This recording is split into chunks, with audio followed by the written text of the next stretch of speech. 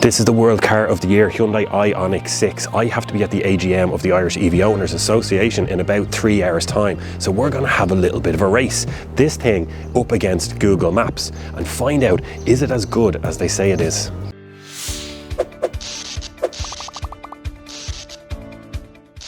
The Hyundai has this great little feature where you can precondition the car. So I have it set to be nice and toasty and ready to go for about 10 o'clock, and you can see these little air vents, they're active just there. So because the car isn't moving, just helps air get in with the fan. I can actually feel air circulating in there right now. But once we get out on the motorway, these things will close to help with aerodynamics.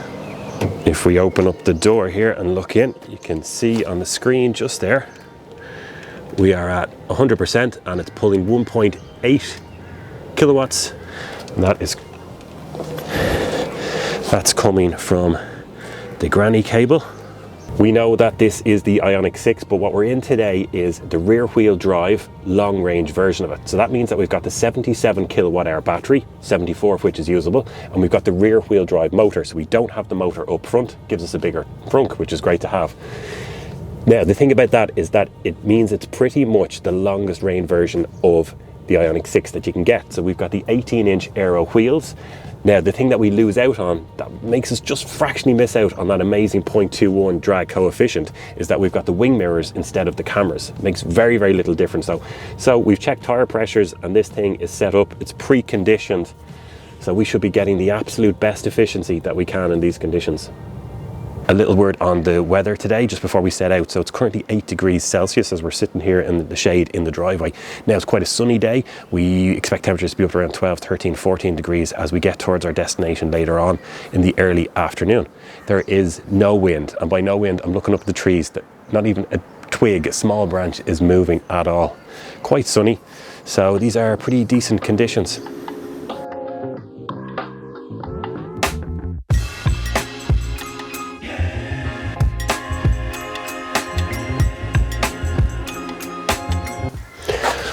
Always bring the granny cable, just in case.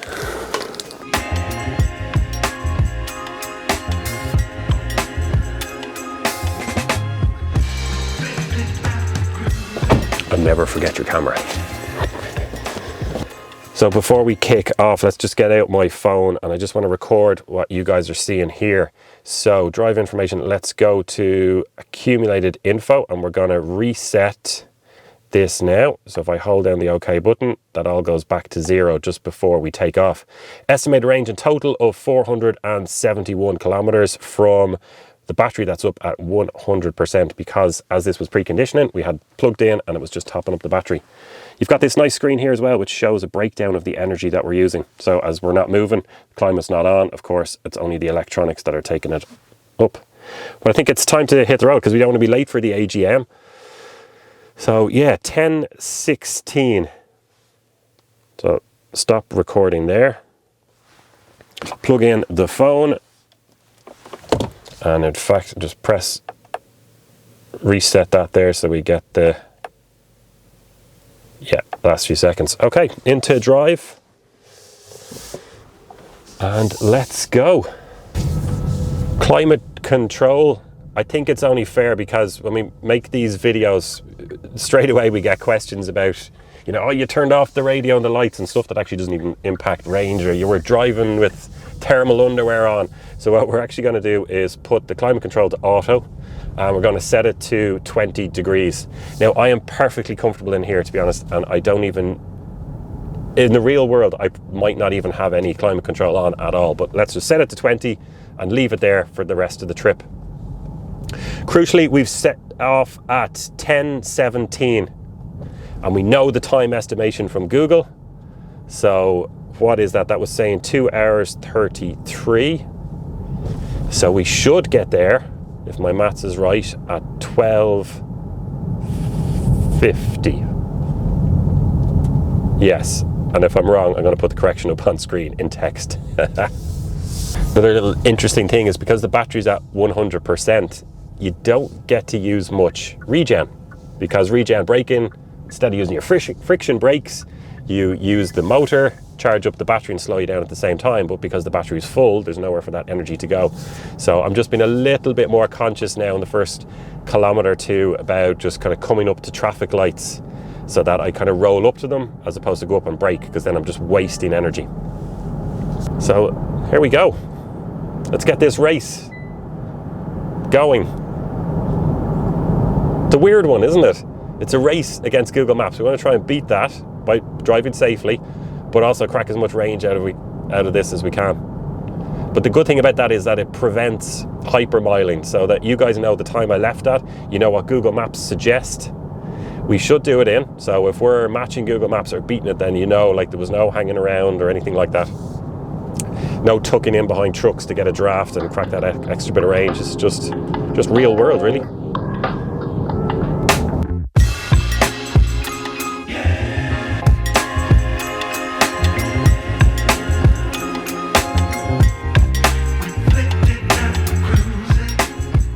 So we've just turned off the motorway on the first leg going down to Mount Wolseley. We have done 61.3 kilometres.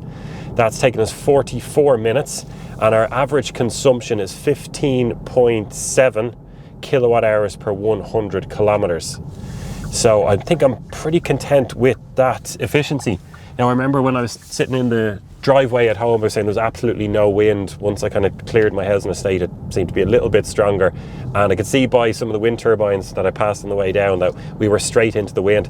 So pretty content with that so far. We're on track time wise, and I did that by just keeping up a steady 110 on the motorway and then following the 100 speed limit on the M50 on the way around. But we are about to go up the hill now, so I expect that efficiency to go way down, because we are going to be getting up to about 500 meters above sea level at some stage. So we'll get back to you again with an update later.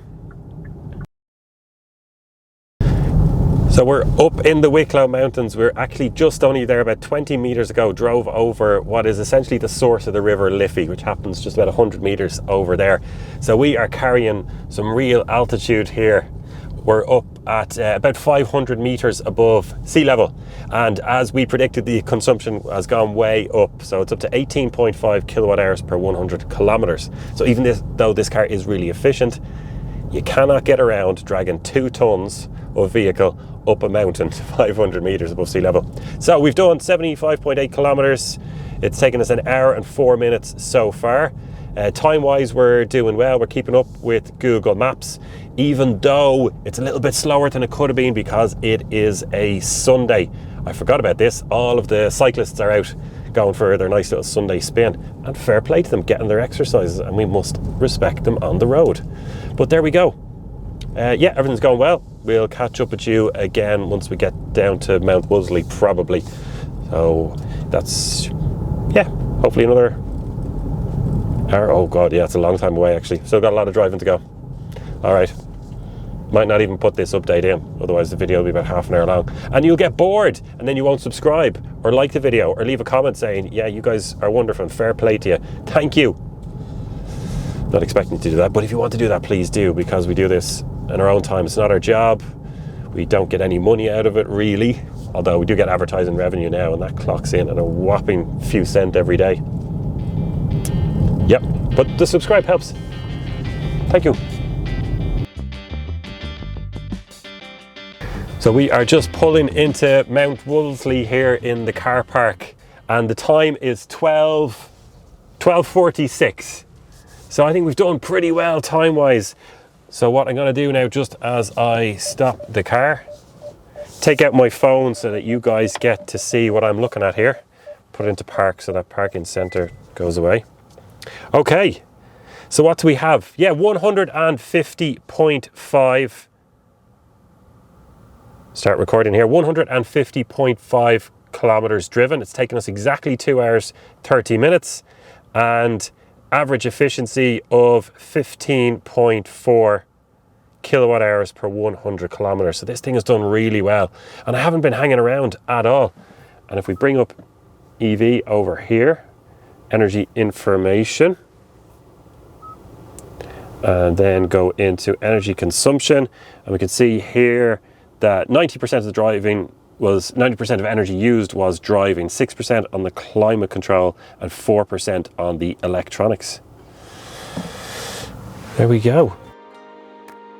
In the end, we beat Google Maps by 5 minutes, and it's absolutely astonishing that the car returned 15.4 kilowatt hours per 100, going at that pace in those conditions with the aircon. We used 29% of the battery, and if you extracted that out, it would have given a total range of 519 kilometers. The first time we saw the IONIQ 6, we weren't fully convinced on the looks of it, but having spent a few weeks of it, it's really grown on us. It's an absolutely stunning machine. There's a real elegance and beauty to the purpose of the design. It charges really well, the tech inside is absolutely fantastic, and as a driver's car, it's very comfortable. It takes all those small bumps and ramps with ease. It's firm enough in corners, and it's really comfortable on motorways with good sound insulation, and in particular that level 2 autonomous driving, which just makes it an absolute monster at eating up the miles. We can't wait to get back behind the wheel of this thing again and bring you some more videos on it. Thank you very much for watching, and we'll see you on the next one.